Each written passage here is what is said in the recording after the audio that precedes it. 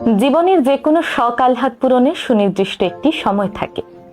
বয়স পেরিয়ে গেলে শখটা হয়তো পূরণ হয় ঠিকই, তবে সেই তৃপ্তিটা আর পাওয়া যায় না।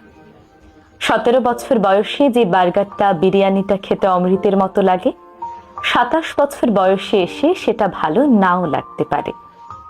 18 বছর বয়সে সমবয়সী কারোর সাথে শাড়ি পাঞ্জাবি পরে রিকশায় ঘুরতে যে আনন্দটা লাগে, 28 বছর বয়সে যে একই আনন্দ লাগবে তার কিন্তু কোনো গ্যারান্টি নেই।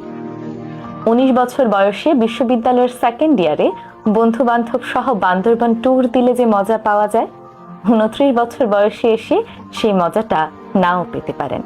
একদিন নিজের ছাদে বাগান করব, এই আশায় বসে থেকে যে মানুষটা তার বারান্দার টবে একটি গোলাপের চারা লাগালো না, সেই মানুষটার একদিন হয়তো ছাদ হয় ঠিকই, তবে বাগান করার আর সময় থাকে না। একদিন অনেক বড় চাকুরি করে বাবা মাকে দামি দামি শাড়ি পাঞ্জাবি উপহার দেব, এই কথাটা ভাবা ছেলে বা মেয়েটি হয়তো একদিন বড় চাকরি পায় ঠিকই, তবে ততদিনে বাবা মা